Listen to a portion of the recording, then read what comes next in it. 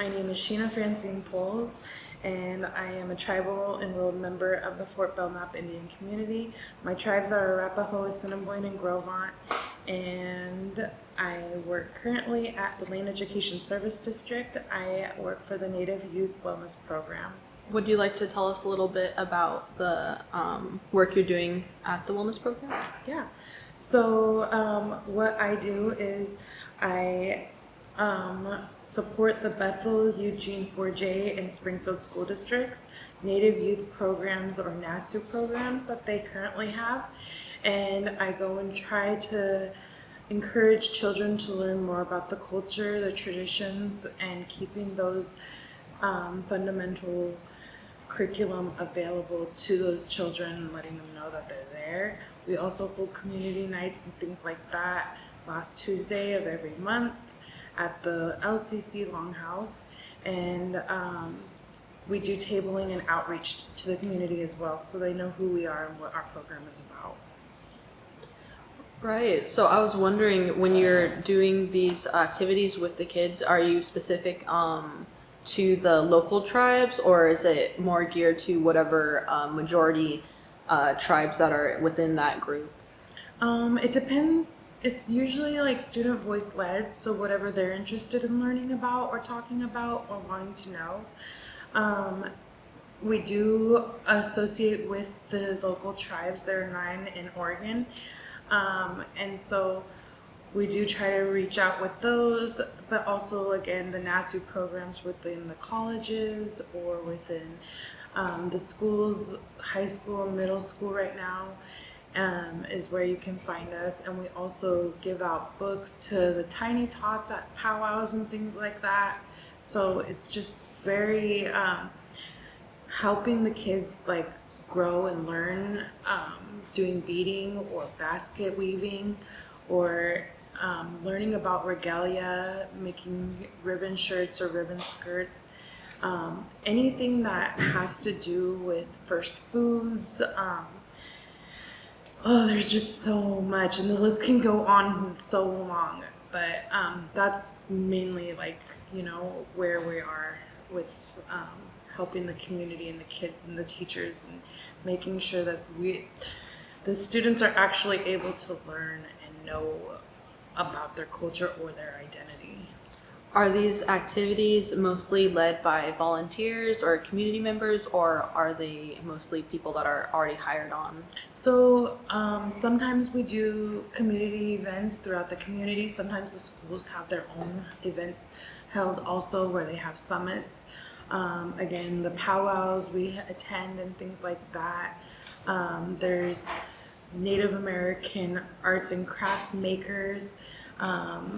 They also have jewelry and things like that. So I try to send out flyers whenever I hear about anything coming up and get those into the students' hands.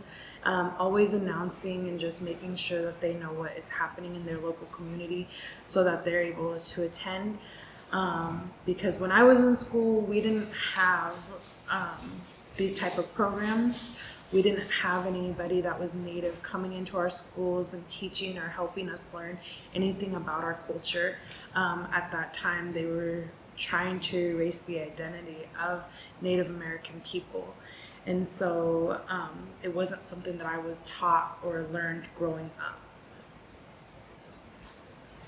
You already touched on it in your response, but what do you think is the difference between the generations that are receiving these outreach and these activities and these programs versus Native kids that didn't in previous generations? So a lot of it comes down to like the elders.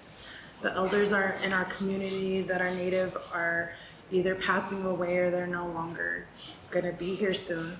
And so it's up to us as the next generations coming up to be able to know and learn what they have to teach us, so that we're able to help and give this information back to the students that are coming up for generations to come, because that's how they're going to learn, and they're going to be able to teach generations to come is through the things that they learn through our elders. And the elders are the ones that are teaching us. Do you think it's important that there's programs like this, knowing that Native children used to go to boarding schools and had to, be assimilated? I think it's very important. I think it's important because of the identity of who you are as a person. It can help with so many things and struggles you may overcome, just knowing who you are and where you're from. But also,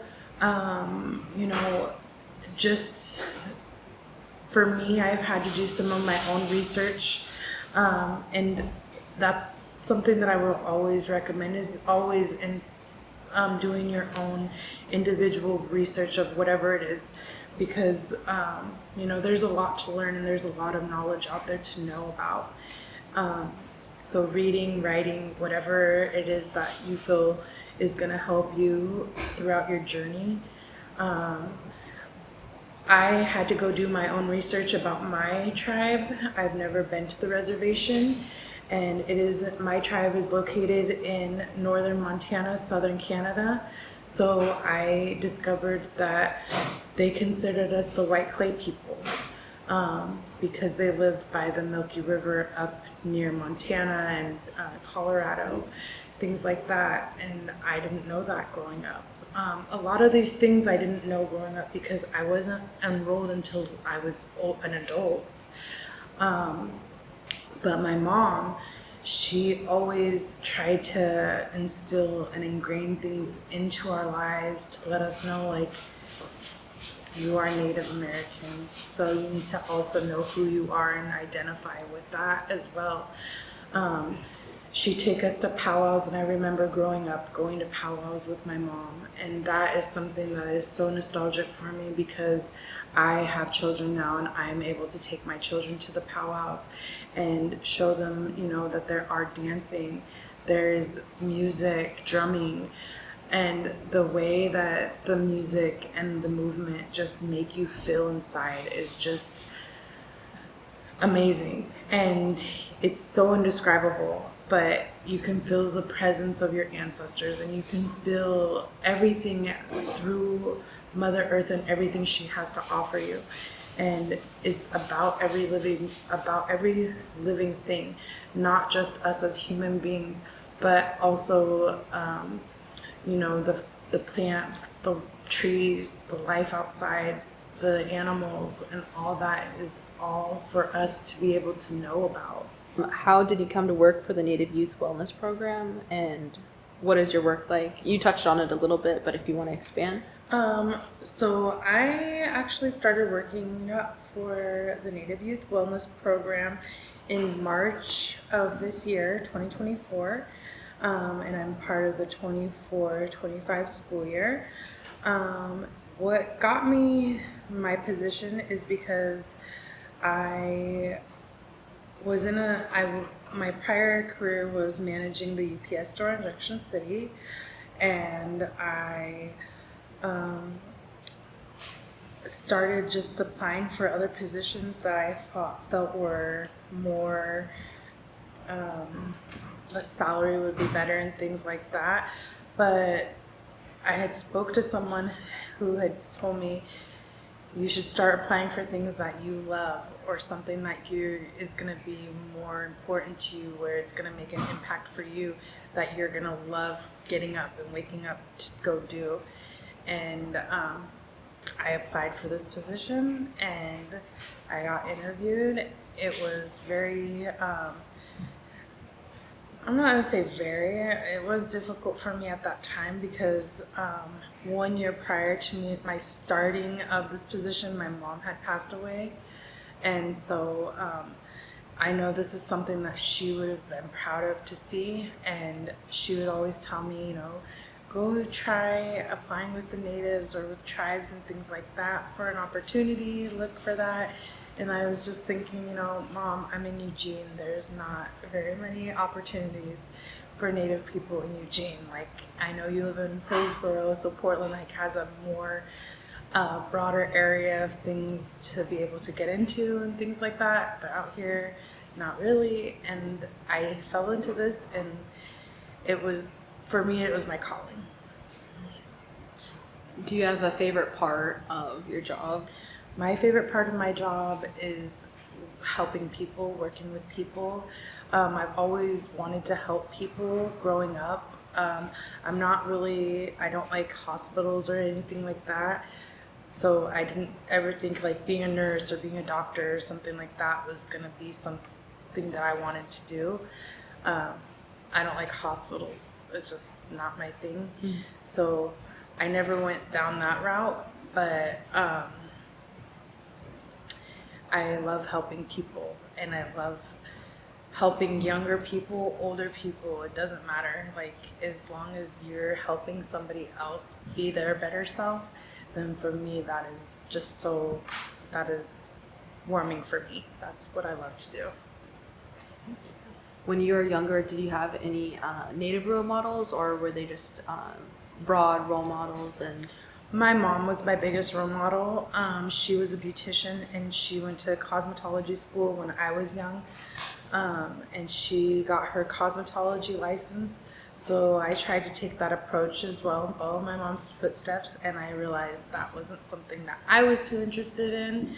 I found out that it was hard work on your body, and it just didn't stick with me. So I moved on from that, and I did other things in between, and I have children also, so I really wanted to learn how to do their hair and stuff like that. But no, my where I'm at right now is literally like the best like opportunity for me and for my family. So I'm sticking with where I'm at. I think you already answered this partly, but how long have you been in the Eugene Springfield area, and do you see yourself living here for the rest of your life, or do you think it's more of just what feels comfortable now? And So I was born in Springfield, Oregon in 1984 at McKenzie Willamette Hospital. And actually, when I was born, I had jaundice really, really bad. And my parents, they had went home to go change their clothes. And they came back, and the nurses had shaved the sides of my head. And my parents, they saw that my hair was gone, and they were so angry because they thought I had the most beautiful hair as a baby, and so they were upset. My dad said specifically that he wanted to kill everybody, but they had to put the IVs into my head for because they couldn't find any IVs on my body. So I started really rough with jaundice. They put me under the incubator and all that kind of stuff, held me in the hospital. And then after that, I got to go home.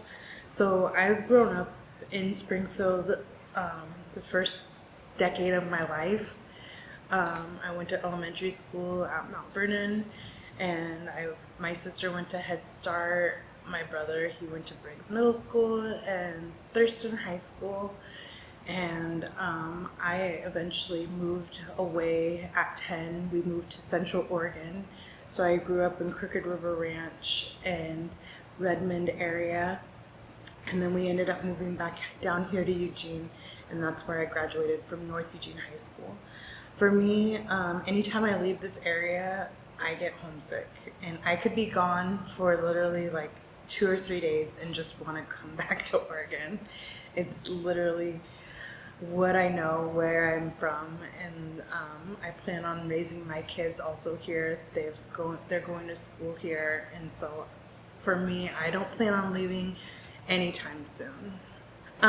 So I think that working in the position that I'm in with Native Youth Wellness and as a navigator, we are trying to outreach to those rural areas, and we are trying to create NASUs. And if we don't have a NASU available because there's not enough Native students in those communities, then we are offering like BIPOC clubs and things like that for other students, so the Black population, the Hispanic population, the Native population, to all come together in those rural areas.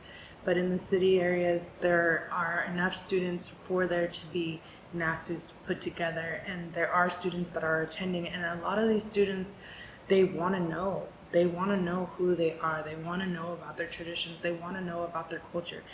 Were their ancestors raised? What did their ancestors eat? How did they live? For me, my people lived in teepees. They were hunters. They were warriors. They hunted buffalo, and so just knowing that for me, that should be something that we like look into, is like the way that our ancestors ate helped provide sources of things for their bodies, just from roots or just from plants and flowers or things that were grown outside, which nowadays a lot of things we aren't able to just go get and outsource outside because it's gone, right? We have cities being built, we have trees being taken down, the animals, there's fires and things that are happening, a lot of global or climate change globally and things like that. So we don't have the same type of attributes walking out our door like they had back then. But those things are still here. There's still things outside that we can use that are going to help us in our nutrition inside of our bodies. And if you look at the tribes that are on the coast and things like that, or what they ate fish, their food came from the water, from the ocean, and things like that. So that's important to know for your people, or from your people, that it's just so important, because if you're having something wrong with you, if you're diagnosed with something, with a chronic illness, I promise you, if you investigated enough and found out what your tribe ate, that there is something out there that will probably heal you and get you away from whatever that chronic illness is that's trying to take your life. Do you see a connection between food sovereignty and language revitalization, and also culture? Of course. So with language is something that has always interested me. I've always wanted to know other languages, not just English. And I feel like that obviously comes because our ancestors spoke in a different language. And those languages were taken from them, as they were growing and trying to become civilized and things like that. The language, for me, I feel like even if it isn't your own tribe's language, try to find the local tribes around you that have language and learning those languages. At least then you'd still be able to communicate with other people in your area where you live with that language, or even teach somebody else who wants to learn that as well.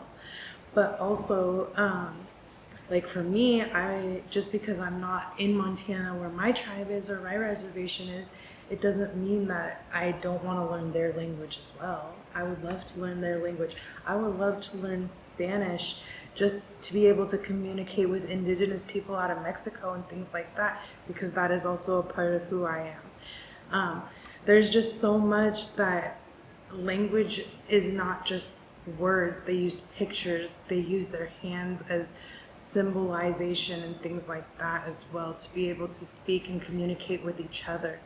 A lot for us as Native people is more keeping your mouth closed and using your ears to listen. And I think that's important, because nowadays a lot of people, they want to just be able to speak so much about, things, and sometimes we have to just learn or listen to the wind. Well, I'll go back to your food sovereignty also, your question about food sovereignty. The importance of that is, so we held a culture night in April about first foods, pre-colonization. And it's so important to know that these first foods are there. A lot of our foods have been taken from us in Oregon, from the reservations or from the tribes, to use the land for farming and things like that. And so that's where the dams, they were put in so that they could take that water and like create farmland, right? Because this area was all water sources and things like that, water life around here. So the salmon right now are not able to swim upriver anymore because there's not enough water in the rivers to keep the salmon to staying alive and to be able to feed those tribal members, right? So in that way, that is complete genocide to the tribal members here. But also with the economy and the way that it is, their farmland that is available, they're no longer able to hunt now either, right? And then all the cattle and things that are farming on that land are stomping all over the berries or stomping all over the roots and things that native or tribal members used to be able to live. And that in itself is genocide to those native people. So just because they're living, they have an area on the reservations, the economy for that, they're not able to survive because the stores that are local to them, that are like mom and pop shops where they can go buy a head of lettuce, that's going to probably cost them about $4 because they don't have a Safeway or a Winco or Albertsons that are close to them. So they don't have food sources that are on sale and things like that. So they're not able, they have to, how are they supposed to support themselves with the economy that they've been given? It's been all taken. Everything is been taken to take and destroy who we are. But now it's our time to be able to tell everybody we are still here and we're not going anywhere. Do you think that the food sovereignty and language revitalization are they interconnected in some ways? Oh, definitely. Like I said, being able to communicate and draw pictures, or just knowing that there's images and things that are still you're able to still go and see at monumental or like certain parks and things like that, to know that that came from our ancestors and things. There are stories and there are things there that are able to tell us this is what they went through, this is how they did it. And maybe that will be able to help us with things like the global change of climate and things like that. I think it's very important to look into like studying or researching and knowing about the native people where you live, native people in our nation. Thinking of the up and coming generation in the Native community, what are some of the challenges that you think they will face?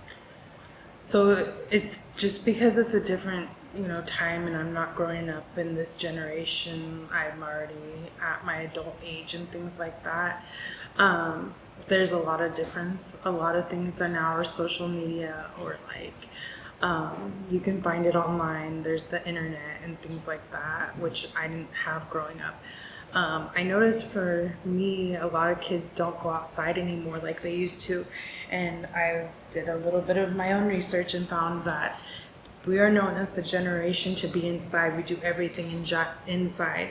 So we read inside, we cook inside, we exercise inside. There's just so many things that people do now indoors when we as people are made to be outdoors.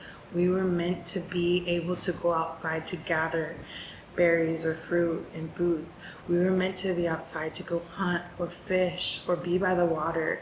And so I think taking kids and making sure that they're getting back to their roots of who they are and learning those things, because that's what their ancestors did and that was the way that they were taught, that being outside is where everything is for you. It's your abundanceness is outside. I think getting outside, being outdoors, getting into Mother Nature, and just exploring and learning about the wildlife or things that are in your area or around you.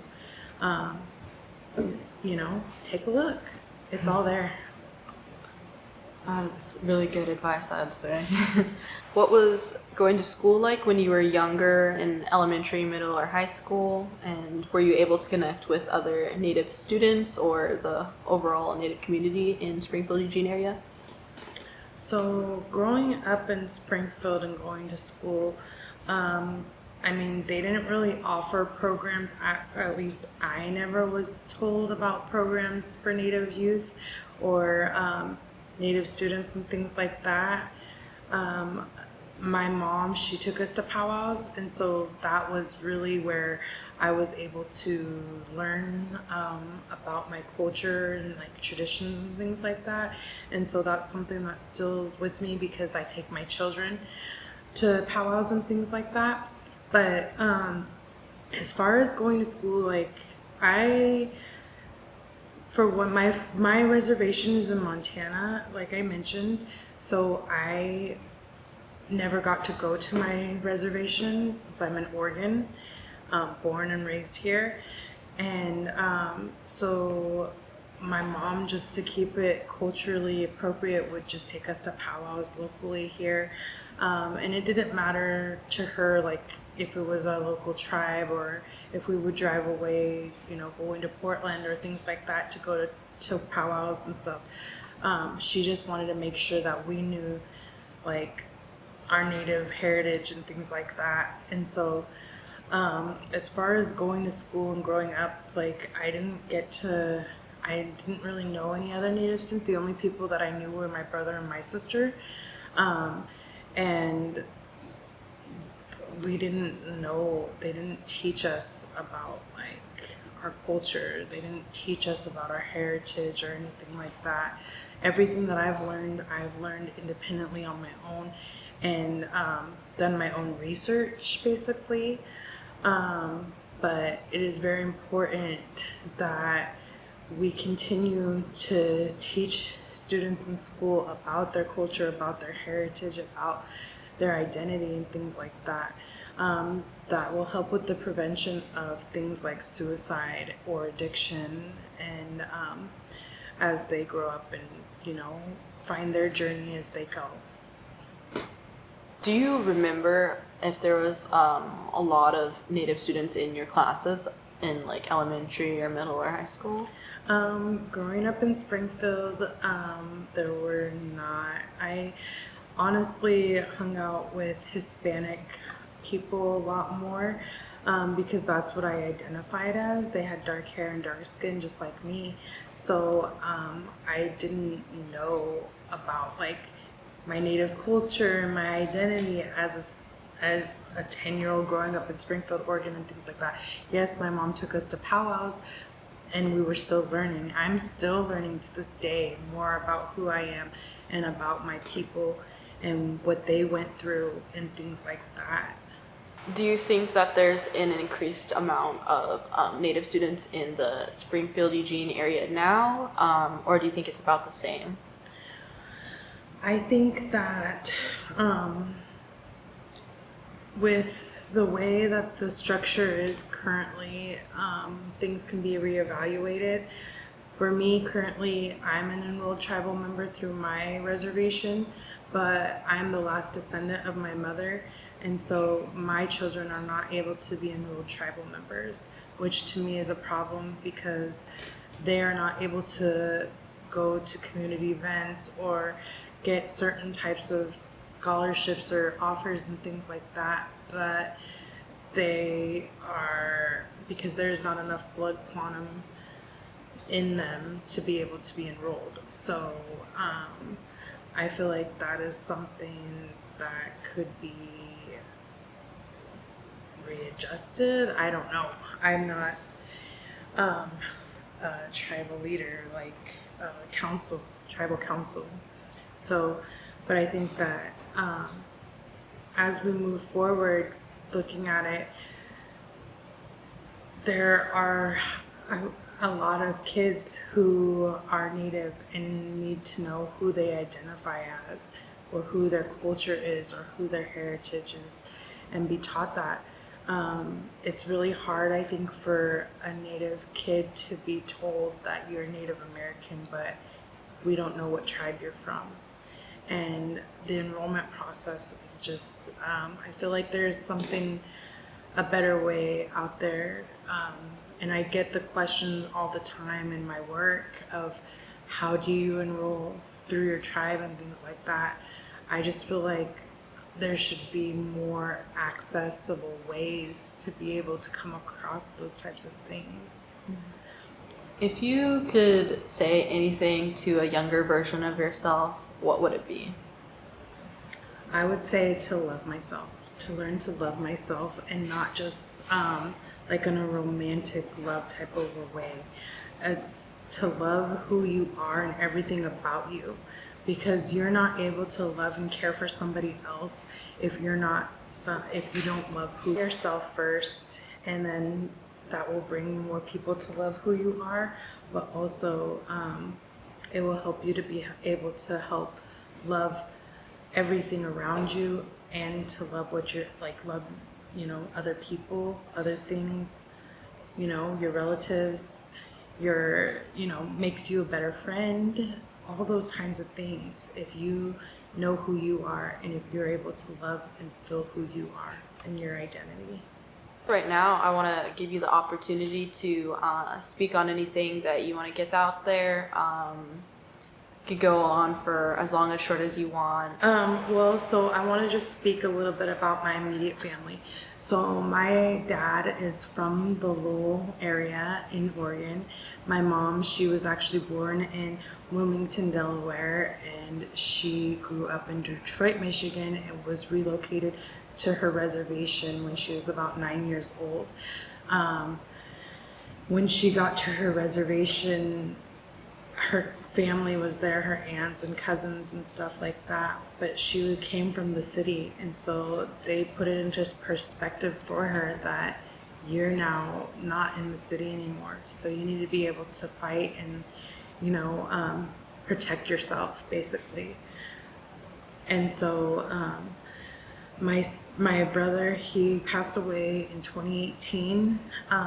He was an addict, and he had 2 children who he left behind, and their mother also passed away in September of 2021, and she was a Klamath tribal member also. So seeing what addiction has done to them and to my niece and my nephew, I think it's very important for people to know that there are other outlets and other things that you're able to get involved with, and try to keep your community together. So I've been able to take my niece and my nephew with my kids to powwows and do fun events with them, to culture nights and stuff like that. And then my mom also passed away a year ago, and that is really what pushed me into like wanting to really focus and be what I am supposed to be doing, and this is what I'm supposed to be doing. It's really important for me to teach my kids also, and make sure that they know what they have in the community around them, especially in the Native community, because it is there, and you can only outreach to so many people or do so much before you got to realize like who your people are. So that's really important. And my sister also, my father, he was in the Air Force when he met my mother, and my sister followed his footsteps, and she joined the Air Force also, and she was enlisted for about 8 years. And so now my father still resides in Eugene. My mother, she's deceased. My brother is deceased. And I have my sister who currently lives in Japan. So I'm the only one left here in Eugene, Oregon, to be able to continue to carry on and honor my family. So that's what I'm doing, and I am honoring my family by teaching my children and continuing to help other children. An idle mind causes idle time. And if you're idle, that keeps you wandering and wanting to go out and cause mischief or get into mischief from being bored, right? So stay busy. Stay busy by using your hands. You can use your hands to write, you can read, but you can also create new crafts and do new art and things that are important to you. And that will keep you busy, that will keep your hands busy, and you're also going to be able to contribute something, not just for yourself, but for the greater good of your people. And remember to honor that, because that is what is important. Would like to discuss the connection between historical trauma and individual trauma and community trauma and its connection to substance abuse and addiction. So ancestral trauma, that is a very heavy subject because we weren't there, right? All we can do is read and research and find out what they went through. But spiritually, when you think about all that trauma, it is heavy and it will weigh on you. And so you got to remember, again, that's one of those things, like, love yourself because you know that it happened, but that doesn't mean it has to continue to happen. It means that you're in a process of healing at the point, right? And once you start healing yourself, you also realize, like, anything that you go through, it is something that might hurt you, and it might, alter something in your brain of thinking and things like that. But healing is the best way to get through anything. And if healing starts within you, you have to want to heal yourself. And so if you are able to help somebody or do any of those things that I mentioned, then that is your way of healing and being able to get through that trauma that you've ever been in. I grew up going through traumas as I was younger and things like that, living in Springfield, living in Oregon. Everybody goes through trauma and things like that. Nowadays, though, there's a different type of a trauma. Being homeless or food scarcity and things like that. I also had gone through food scarcity as a child. We never knew when our next meal was going to be. We never knew how we were going to eat or where we were going to go to get food. We would go to my neighbor's house and they would feed us, actually. But that is something that no Native child should have to worry about as we're continuing on our journey, right? They deserve to be able to play and be outside and have fun with their siblings or have fun with their cousins, and knowing who your family is, knowing who your siblings are, knowing who your cousins are. And I think that is so important because, there's so many different things that students or people that are going through that nobody even understands or realizes because they haven't been there. Well, I've been there and I've seen it, and there are ways for you to pull yourself up out of those situations. If you trust somebody, talk to them. If you have nobody you can talk to that you don't trust, write it down, and then remember, you can keep going. Remember that there's ways to heal and learn about those ways and keep going. Don't ever give up, and don't think that you are not important. Everyone here is very, very important, and you're meant to be here. How I've learned to navigate is just staying strong. My mom always told me, no matter what, you have to stay strong. Love your people who love you, know who those people are, and just always, just always remember that, there's gonna be bumps along the road in your journey. There are gonna be trial and error, but that's okay because we all go through that. That is a learning point of life. And it's okay. And give yourself grace, because I don't think enough people give themselves grace, but also we don't give ourselves enough grace, right? Once we go through something hard or something that is, tragic that happens to us, right? And that's okay. it happens, but we're on a journey and we're on our own journeys. Don't ever let nobody take you from your journey, and keep going on and striving for the best, to be the best person that you can be. And for me, I always just try to like be better than the what day I was before, the better than the prior day before me. Like I always want to just make sure the next day I'm being the best of the person I am and can be. That is very important, because if you know better, then you're gonna do better. And so we should always continue to try to be the best version and authentic version of who we are. And I was wondering if you have any tips for people that are going to enter like grassroots organizations, or that will be doing jobs that are heavily geared towards community well-being. I would just say, like, reach out and find out who those partners are, for any organization, and working with anybody in those programs or in those partnerships that are available to you. There's so many resources locally, online, in books. There's so many things that can get you to where you want to be. If you really have something that you were set on in your mind, you can do anything that you want. It is possible.